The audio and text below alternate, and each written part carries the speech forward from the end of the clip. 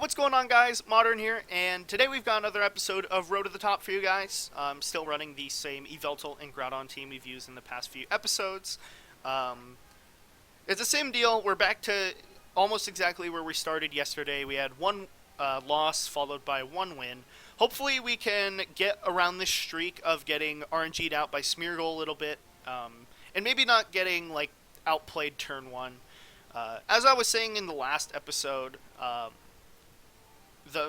I believe, in the first game, my opponent went for a really risky play of going for the non-Mega Kangaskhan fake-out, as well as going for Dark Void with their Smeargle, and my Eveltal ended up sleeping for a total of 3 turns, which put us in a bad position. Our first opponent's going to be Nantaro from Japan with the Big Six team, so, excuse me, standard team, and as usual, we're going to go standard setup against them.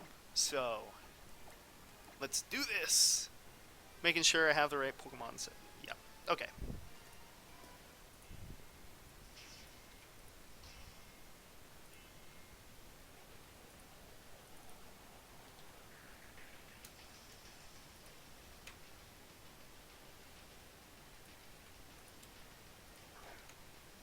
Okay, Kangaskhan and Smeargle lead coming out against Kangaskhan and Eveltal. And again, we're coming out to the 50-50 plays. I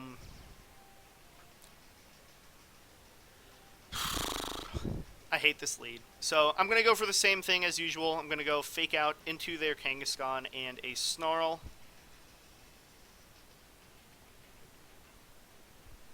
The reason I'm going for the fake out under their Kangaskhan is because I would rather prevent a power-up punch for a turn than prevent Dark Void. Just because if I attack into a King Shield, potentially, I could be in a really, really bad game-losing situation. Just because, obviously, getting a power-up punch means they can KO my Cresselia, and that means I can't get Trick Room up. So, at the very least, by going for this play... okay, and they actually Mega their King. So... if I go for this play, it means, at the very least, I'm going to trade a Fake Out, and, ooh, and they did go for the King Shield, so, okay, my standard play paying off right here. Fake Out into their Kangaskhan, so, most likely they were just going for the Power-Up Punch or Low Kick play right there. And then Snarl's going to do a little bit of damage to Kangaskhan. Smeargle protects itself, but now I'm in a good position. I can just go for a double edge into Smeargle as usual, and then foul play onto the Kangaskhan. Defense rises, so my play is changing slightly as their accuracy actually falls. How am I going to change up my plays?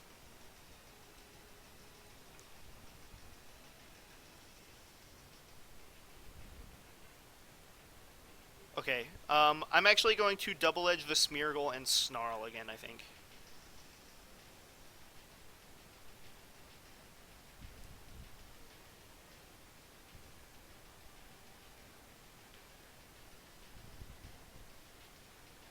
Okay, and I outspeed their Kangaskhan again, so there's a possibility they could be the Adamant Kangaskhan, which isn't super popular, but players like Paul Chua have been using it lately.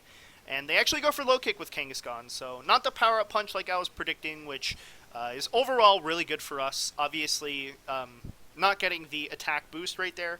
And then Snarl connects with both and is going to KO the Smeargle. Doesn't KO the Kangaskhan, but that's completely fine.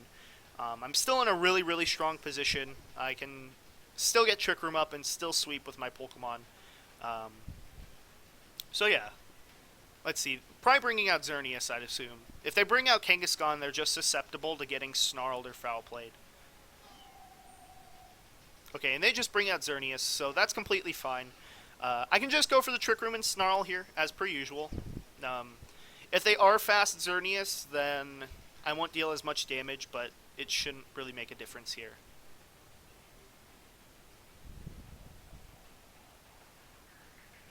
And yeah, Eveltal is actually going to survive this turn if they don't double into it too. So, yeah, this is actually a pretty good position for us. Kangaskhan just goes for Sucker Punch onto Cresselia, actually, and a Moonblast into Eveltal, but little do they know I am actually running the Assault Vest. And judging by that damage, there's a potential that they could be the Choice Spec Xerneas. I actually missed the Snarl there too, which shouldn't make too big of a difference. And they're actually going to be able to bring in their Groudon for free here.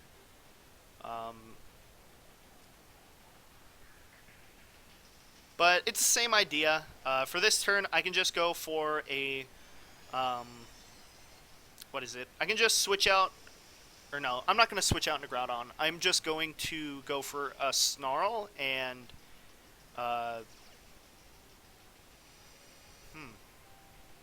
This is actually sort of weird. So if they're Groudon Substitute, I'm not... If they're Substitute or Eruption, that's what I'm really scared of here. Then I could be in a bad position. I'm just going to Ice Beam their Groudon and go for a Snarl this turn. And they're not going to Protect, so most likely they're one of the two that I was mentioning. As they're actually Fire Punch Groudon, so they're going to KO Yveltal right here. Also most likely just setting up the Geomancy, unless it's like I said, and they are the Choice Specs variant, but they are not. They are the standard Geomancy set. And I'm still in a really solid position. I can just go for a Skill Swap and a Precipice Blades. Obviously, Skill Swapping Levitate onto my Groudon. And then we should be in a position to win this game from there. But actually, now that I think about it... One sec. Now that I think about it, I should probably just go for Gravity Precipice Blades, I think. Or an Ice Beam Precipice Blades. Because in this position, if... I don't know. I think, actually, now that I think about it, I think I have to go for the Skill Swap and P-Blades.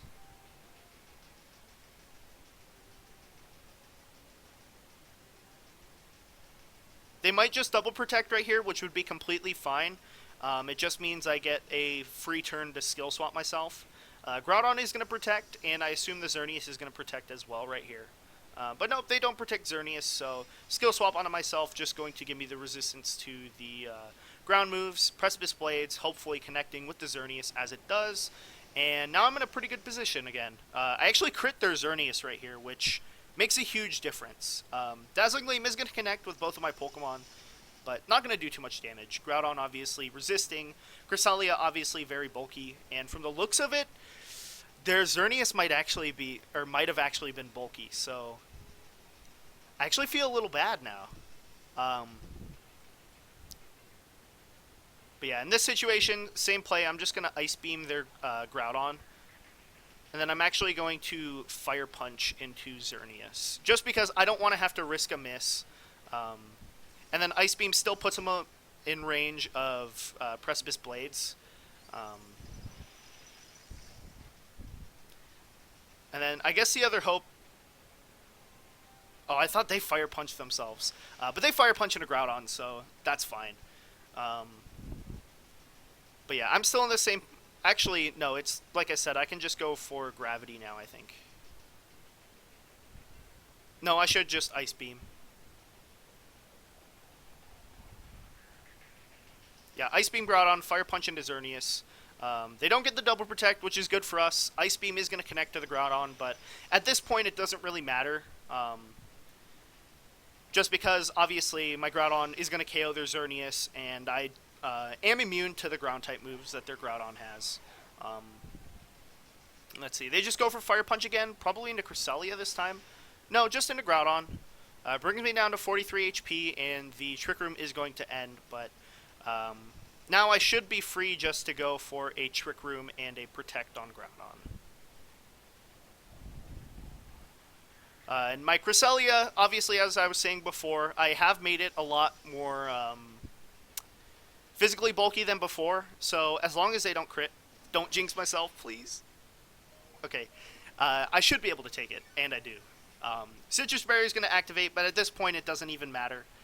Trick Room's going to go up, and now I can just go for the Gravity Precipice Blades, just to guarantee the match. Let's see, going to make sure I choose the right moves, Gravity and Precipice Blades.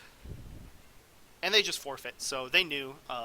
Obviously, Cresselia survived. They can't really do anything at that point. So yeah, we're going to win against an 1800s player, hopefully getting our rating quite a bit higher. Hopefully we'll be within range of one more match, and we'll be back in the 1800s. Um, so yeah, Big 6 win. It's definitely good to have. Whoops.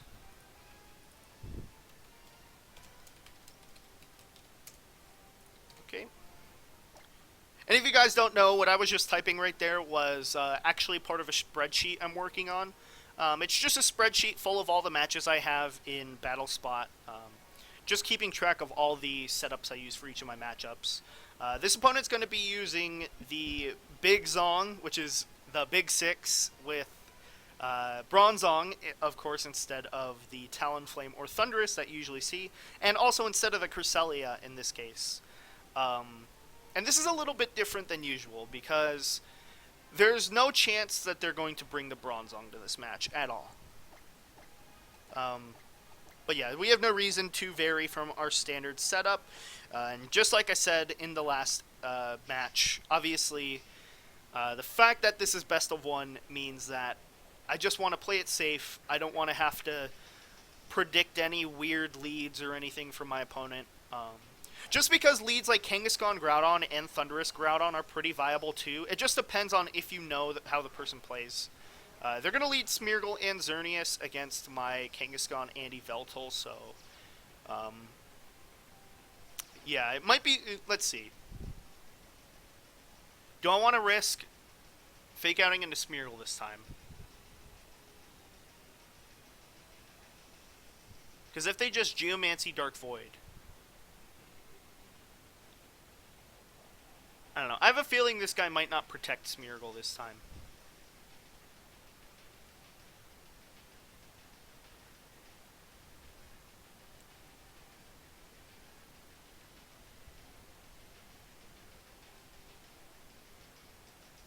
No, I'm gonna play aggressively still. I'm gonna Fake Out into Xerneas and Snarl.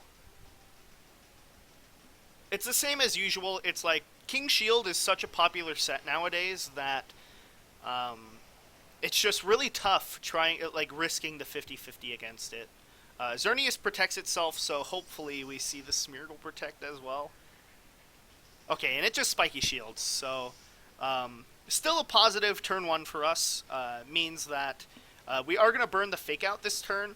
However, as long as the Smeargle doesn't get a defense speed boost, anything, please. Okay. Accuracy, not going to do anything here, obviously. And we can just go for a Double Edge into the Smeargle as well as a Snarl.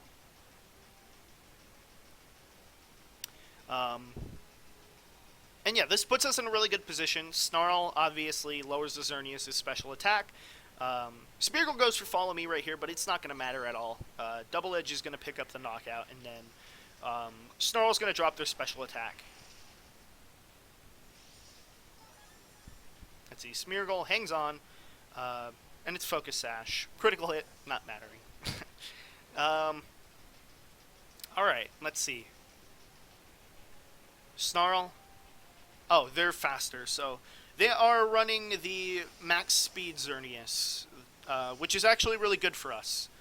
The bulky Xerneas is usually a much worse matchup because Groudon isn't able to sweep it under Trick Room, just because... excuse me again. Just because Precipice Blades and Fire Punch don't really have a good chance to 2-hit KO. And especially, like, even the Snarl damage right here even means, if it has a little bit of bulk, then, what is it? Like, if Xerneas has a little bit of bulk, then it means that Precipice Blades is now going to almost guaranteed 2-hit KO. This turn, we're going to protect our Kangaskhan and go for another Snarl. Again, the hope is that I just sort of bait them into attacking into Kangaskhan, and then they either Dazzling Gleam or Moonblast into the Yveltal. If they Moonblast Yveltal, it just means I have a turn to set up Trick Room, which is obviously really good. Fake Out into the Kangaskhan, and they Dazzling Gleam, so as per my usual setup, yeah, Yveltal survives. Snarl, going to connect with both of these Pokemon, and now Xerneas is in a range where it's not actually able to one-hit KO or Kangaskhan. I mean, normally at -1, it can't KO our Kangaskhan even after some recoil, but now we're in a really solid position because um, obviously a Dazzling Gleam can't KO it, or neither a Moonblast. So yeah, just double edge into the Kangaskhan, and a... I think I should probably foul play their Kangaskhan.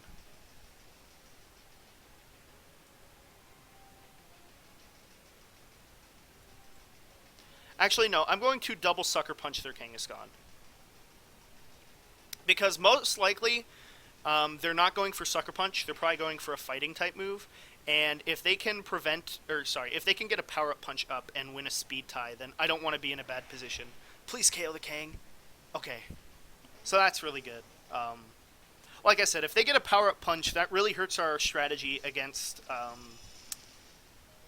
our standard strategy of just sweeping the endgame with Cresselia. But now we're in a really good position because, we can actually just set up Trick Room and then sweep with Groudon. Even if they have Substitute Groudon, we still have the advantage right here just because we can just skill swap ourselves to get Levitate. And then obviously the Xerneas is at,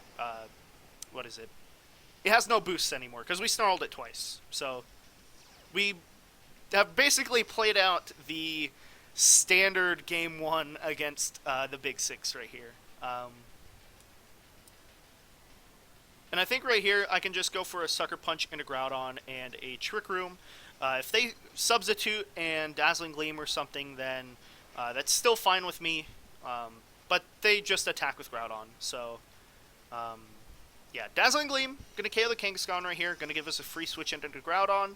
If they Fire Punch right here, that's fine. If they Eruption, I just lowered its damage. And it's actually going to be Rock Slides, so they're going for the hacks. Okay, but we get around the hacks. We don't have to deal with that, and we get Trick Room up. So, not having to deal with that. That's really nice. I mean, of course, next turn, what I could go for is probably a Precipice Blades and a Trick Room, just because their Groudon is most likely in range of my Precipice Blades. And they actually just leave the match right there. So, we do win that, guys, and we're most likely in the 1800s, I'd imagine. If not, we're probably a couple points off, but making it back from that string of RNG and also beating 2 Big Six teams in the process. Obviously, my opponent didn't get too lucky with Moody, but that's besides the fact. And yeah, we got to play out 2 pretty standard matches, and we had 2 good turn ones. So that's usually how this team works against the Big Six. Like I said, there are other potential leads if you know who you're playing against, and especially if you're going into a Game 2 or a potential Game 3, it's really good to change up your leads, especially if you have a team like mine where your strategy is more hard and defined. Whereas other teams might be a little bit more flexible. Ours is not. As usual, guys, if you enjoyed the episode, please go and leave it a like. Helps me out a lot. Helps make the channel a little bit more popular and puts it on the radar, you could say.